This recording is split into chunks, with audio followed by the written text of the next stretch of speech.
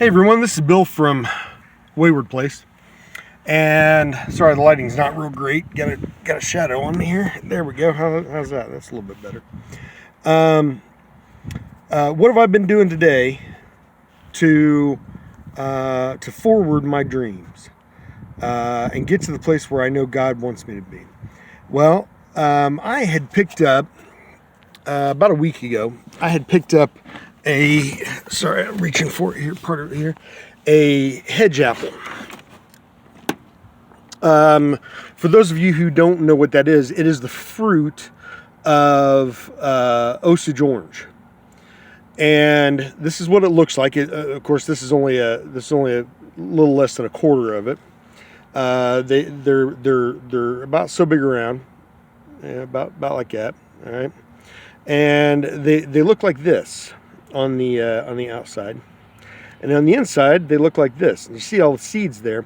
And I thought, hey, I'm going to leave this up in my window, and it'll get air when I'm driving. It'll get sun all the time, and it'll dry this out, and then it'll be real easy to get the seeds out of it. And because it's very fibrous, and that didn't work very well. So what happened was, yes, it did dry out the outside of it. This is pretty dry. You can hear it, if you can hear it thumping. I don't know where the mic's at there. Okay, if you can hear it thumping. And yes, these outside seeds aren't too bad to take off. Okay. But if you see this seed right here, if you can see this seed right here, it is, it's just under the fibers that are dried. And when you go to take those out, a lot of them break. A lot of them break in half. There's no real good way to do it. And this didn't dry all the way. I mean, it's still kind of spongy, all right? But what I found was when you get down into the center of it, it's still wet. And so, to be honest with you, it's easier to take the seeds out of the wet part than it is the dry part. So I would recommend, if you're gonna take seeds out of one of these hedge apples, to grow some Osage orange. And Osage orange is great to grow. It's an incredible hardwood. It makes great fence posts. It makes great pretty much everything. I mean, if you grow it large enough that you can slab it, man, you could build incredible things out of that. You know, way stronger than any lumber that you're going to buy at the store. You can build. You can build. Osage orange is what a lot of the Indians used to use to make their bows. So you can make a bow out of it. You can make instruments out of it. If you cut it real thin, you can make instruments out of it. You can use it for structural things, building a house, putting a roof on, especially for it would be awesome for reciprocal roofs, because it has such structural strength that it's not going to fall down in your lifetime. Not unless you have a fire, or unless you're growing mold, growing mushrooms out of it or something like that. It would actually be quite difficult to inoculate for mushrooms even. You can do it. It would grow mushrooms, but it's so fibrous and so densely packed, those fibers are, that it's going to take a long time before those mushrooms fruit. But when they do fruit, they're going to fruit over and over and over for a very long time, because they have so much energy in one pole. These are great. This is a great wood to use. You cannot eat the fruit. You cannot eat these hedge apples. These have an acid in them that will kill you. So, and that's not going to be a pleasant death. It's like going to eat your stomach lining, and that's not even a good way to go. You know what I mean? You don't want to eat these. However, you can put these around your house. Actually, they actually smell pretty darn good to me. They have I don't know, not quite a citrus smell to them, but almost like a lemony type smell. I think they smell very good. But you can put these around your house. You don't even have to break them up. You can just put them out whole, and put them around the baseboards of your house and stuff. They'll keep bugs and mice and things like that out. Of course, you got to have enough of them. You know what I mean? Way better than mothballs. Mothballs will kill you. Just the fumes off of those, even years later, will do damage to your body. Don't use mothballs. Use something natural like hedge apples.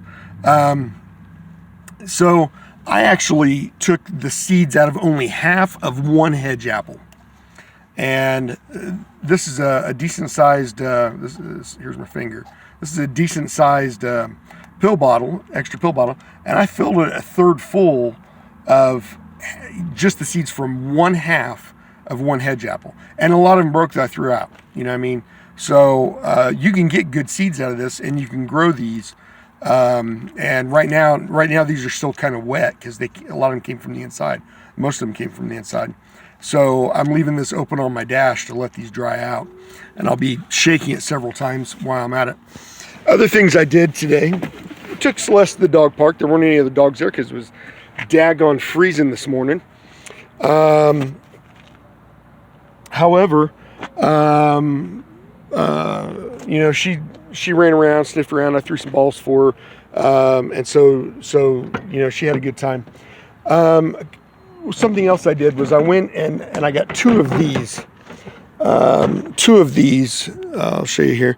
19-gallon containers, black plastic with yellow lid. I got two of those, and I'm gonna be growing some more mushrooms in those. I'm gonna clean out that side of the truck. I'm gonna reorganize things, and I'm gonna put these down. I also went and got these hardwood pellets. Now these buckets cost me $10 a piece, but these you can reuse over and over and over and over and over for pretty much forever, as far as I know.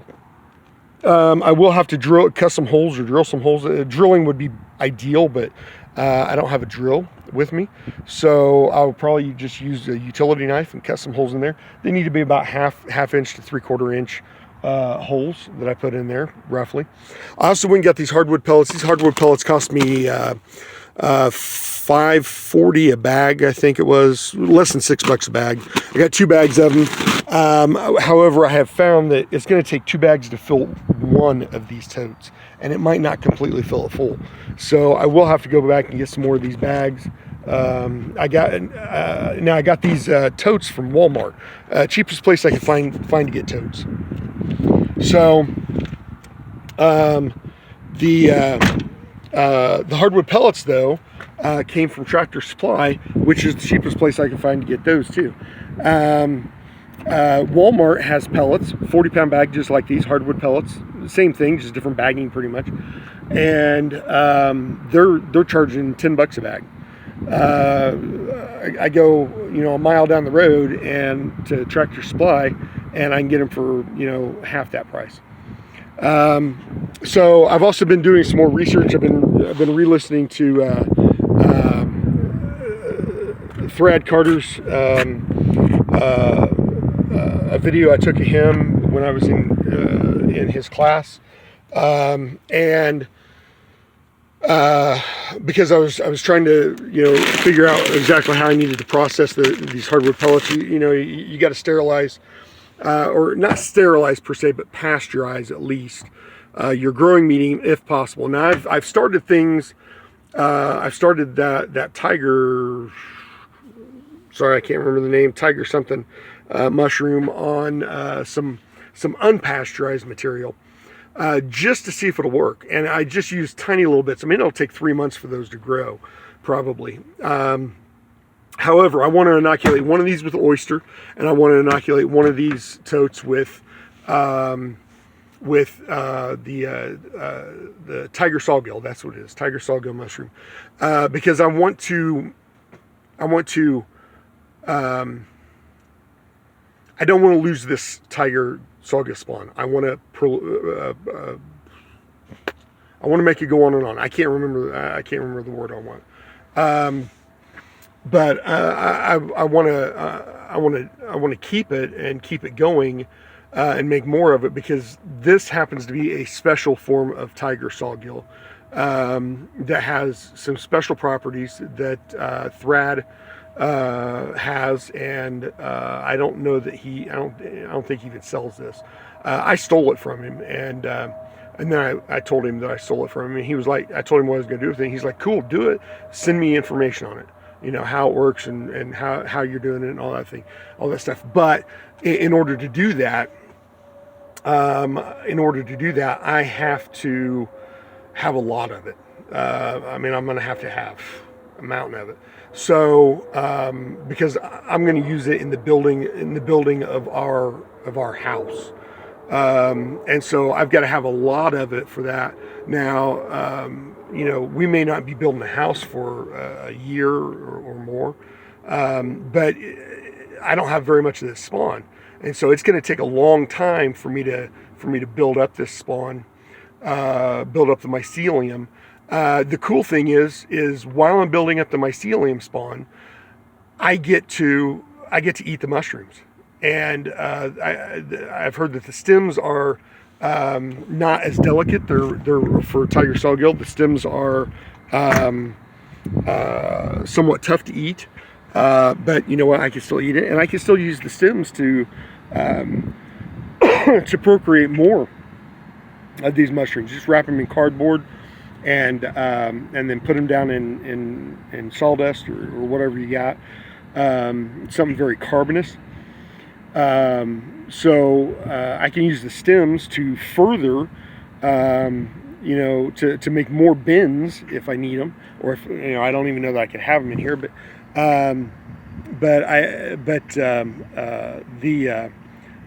by the time I do that, I'll probably be back home. But the tiger sawgill caps are pretty delicious, as I understand. So, I'm going to have those, and I'm going to have the oysters, which the oyster is I thought it was a white oyster, but I guess it's not. It's a what do you call it? A warm blue is what he called it. Now, I haven't seen much going on in my bag of oyster mycelium, which is in here somewhere. Yeah, it's back here in the back. In any case, I haven't seen much going on in it, but it's been pretty cold. I mean, it was like 70 and 81, a couple days, but then it's been dropping off into the 30s, I'm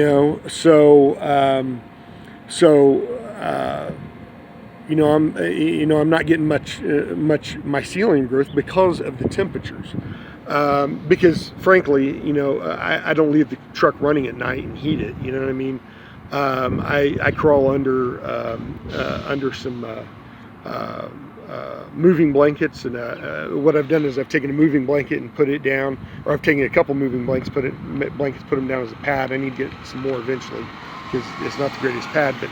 Then I've got one moving blanket that I put on top of me. I put a soft, fluffy blanket on top of that, and then I put another moving blanket on top of that, and then I've got another moving. I pull that all the way up, to where my head's at, and then I pull another one over the seat, so it forms like a little tent over my head, and it also blocks out light because at this Walmart they run like god awful bright lights at night, and they're not spaced very far apart. So I like to sleep in the dark, not in the daylight. So I get to block out light. I get to hold in heat. It doesn't, because of there are tiny little holes in the moving blanket, so it doesn't build up condensation on me. If I were to pull those three blankets up over me, it would build up condensation. I did do that one time. Learned a little bit from that experience, because I woke up and I was like wet, and it was just from my breath. So I just pull it up to my head, and I flip this up. I wear this sweatshirt to bed, flip this up, and then I pull that other one over to canopy my head to keep it off my face. and let me have a little bit of breathing room. And because of that, I don't build up any condensation. So and it keeps me very warm. I mean, those two moving blankets with that good air gap in between, with that fluffy. It's a plastic blanket. It's polyester blanket. In between those, man, it keeps me warm. I've been down to 19 degrees. I've been down to 19 degrees for a whole night in that, and that keeps you warm. So the sun is shining today. The sky is beautiful.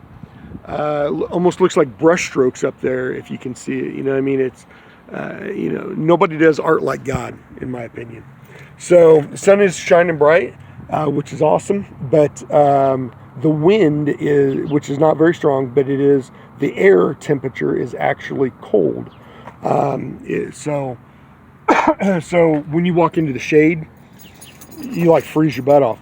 But so long as you're out here in the sun, it's not too bad. So that's what I've been doing today to further my dreams and goals and get to where God wants me to be. The question is, what are you doing today? What have you done today, or what will you do today?